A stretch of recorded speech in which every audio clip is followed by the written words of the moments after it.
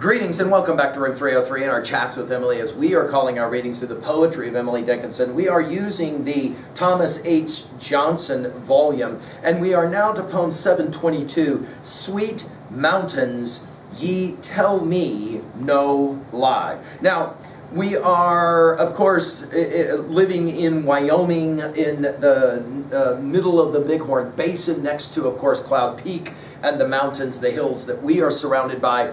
Emily herself was surrounded by some hills, the Pelham Hills, beautiful. And Emily is a great lover of mountains, as are we.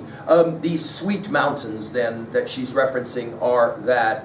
But, as is typical of Emily, she's going to do something much different than you would expect any poet to do when playing around with mountains. We will begin our study with a psalm, number 121, that Emily knew very well in her King James Version of the Bible. It reads as so: I will lift up mine eyes unto the hills, from whence cometh my help. My help cometh from the Lord, which made heaven and earth. He will not suffer thy foot to be moved. He that keepeth thee will not slumber. Behold, he that keepeth Israel shall neither slumber nor sleep. The Lord is thy keeper. The Lord is thy shade upon thy right hand. The sun shall not smite thee by day, nor the moon by night. The Lord shall preserve thee from all evil. He shall preserve thy soul. The Lord shall preserve thy going out and thy coming in from this time forth and even forevermore. Now, what we're going to pay attention to in poem 722 is that while Emily will make allusions to this passage, she doesn't seem to reference the deity, the Lord, in the same way. So for us, this will be significant right away.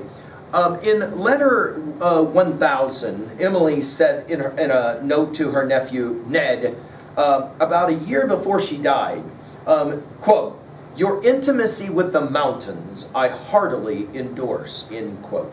So we know that Emily was a great lover of nature. We know that she was a great lover of mountains, and we'll see this played out here in this poem. Our assumption is that you've been following our stuff at learnstrong.net. Down that left-hand side, Chats with Emily's our playlist. I'm hopeful that you worked through our set of introductory comments as well as the preceding 721 poems. We just finished with 721, Behind Me Dips Eternity. And of course, we're going to remind ourselves here at the end of this lecture, when we played around with 130, with 271, and 324, that Emily has a certain kind of heretical orientation to nature and theology. Now, Emily's love of nature, some have even said in this poem, turns into nature worship. We'll obviously have to debate it.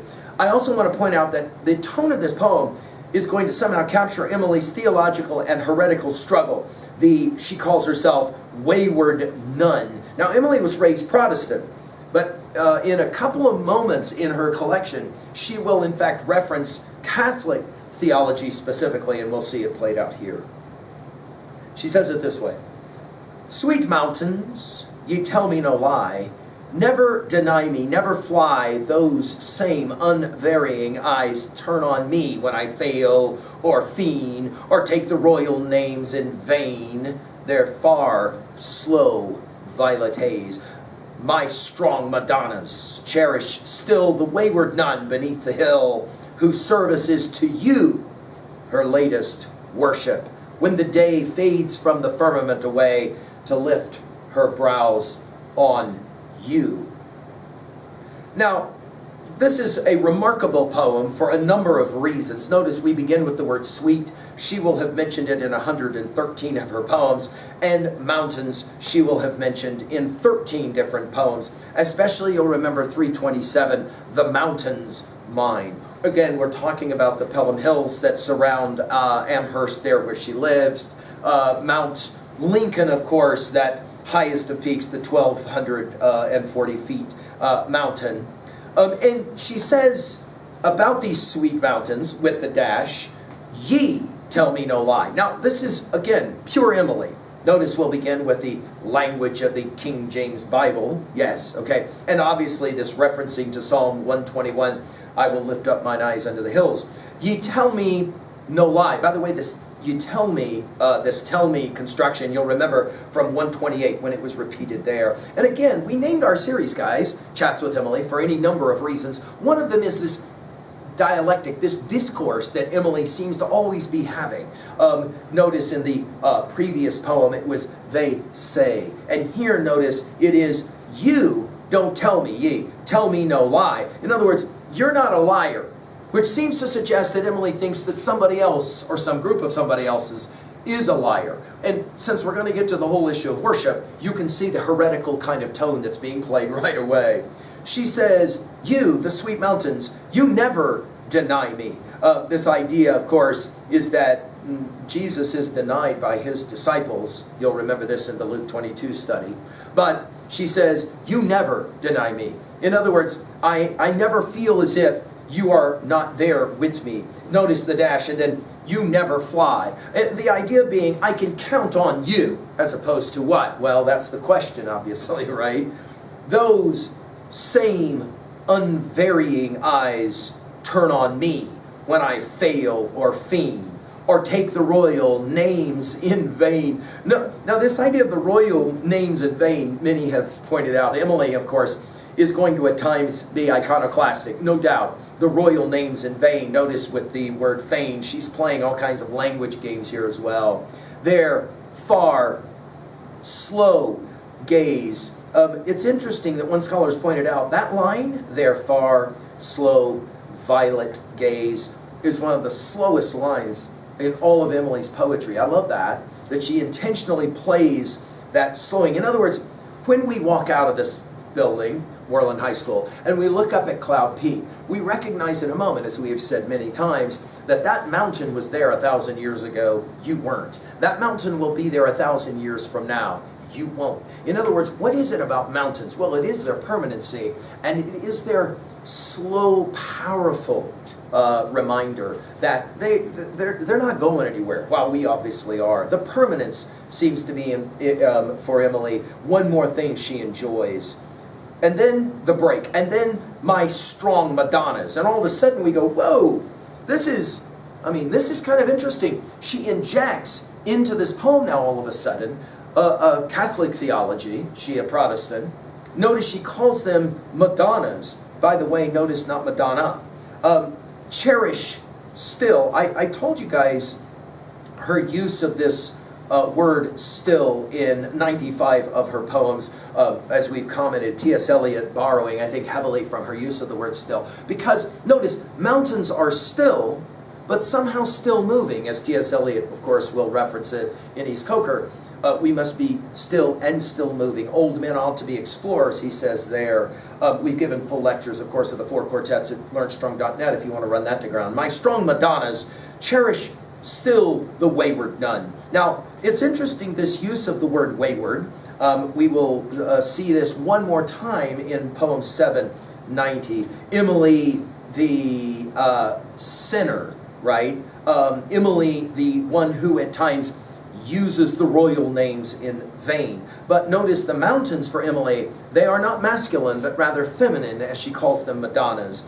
And then she calls herself a nun. Now, I kind of forecasted that we would be headed here when we did in poem 721, son of nun. We'll only see Emily's referencing of herself as a nun. Think about this. This is a woman who decides what some have called a recluse. We've never called her that because technically Emily was not reclusive in her withdrawing. However, she had certain kinds of a sense that what she was doing in this withdrawing from the world so that she could produce her great works was something akin to maybe what nuns would do in a nunnery itself. When we hit poem 918, the only other time, we'll come back to this referencing, of course, Catholic theology. Only a shrine but mine, I made the taper shine. Madonna dim, to whom all feet may come, regard a nun. Thou knowest every woe, needless to tell thee so.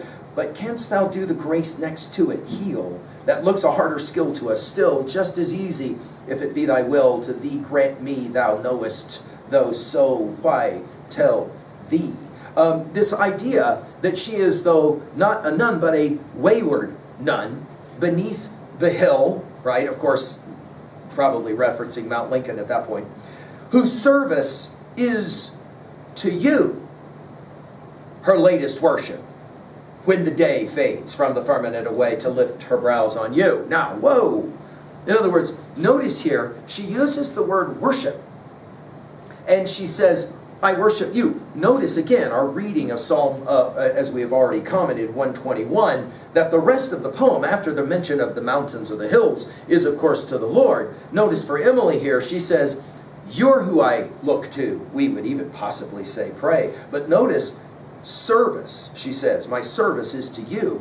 Now, of course, I think it's worth our pointing out that Emily has already echoed some of these similar sentiments. You guys will remember when we did poem 130. These are the days when birds come back, a very few, a bird or two, to take a backward look. These are the days when skies resume, the old sophistry of June, and blue and gold mistake. Oh, fraud that cannot cheat the bee, almost the plausibility induces my belief, till ranks of seeds their witnesses bear, and softly through the altered air hurries a timid leaf. Oh, sacrament of summer days, oh, last communion in the haze, permit a child to join, thy sacred emblems to partake, thy consecrated bread to take, and thine immortal wine.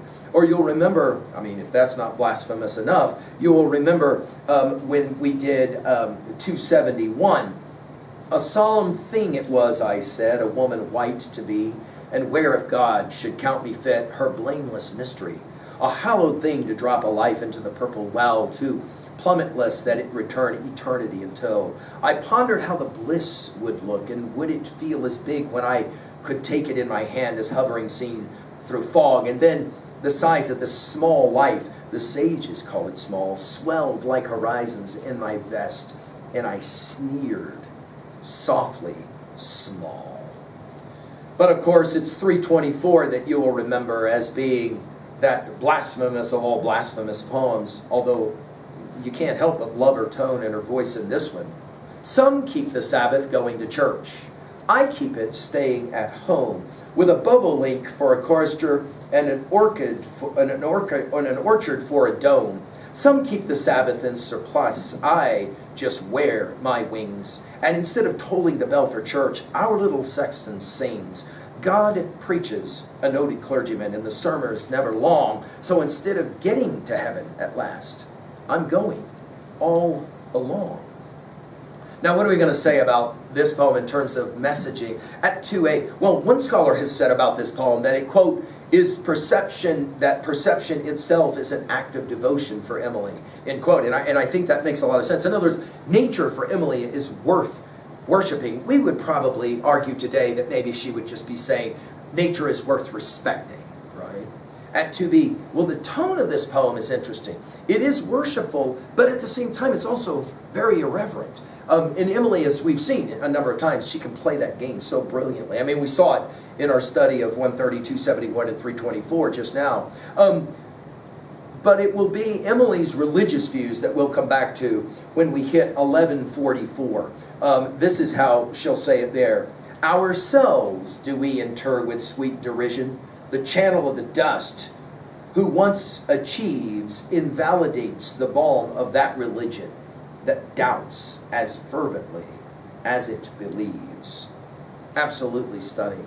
Emerson comes to mind, of course, in his classic essay, Nature, as does Thoreau's Walden, contemporaries, as we've pointed out many times, of Emily's. Finally, at 3b, so what are your thoughts about, A, mountains, and the fact that mountains are so powerful as a symbol for you? And to what degree do you read this poem as worshipful versus irreverent, or maybe even both? I hope Emily's challenging you. Thank you.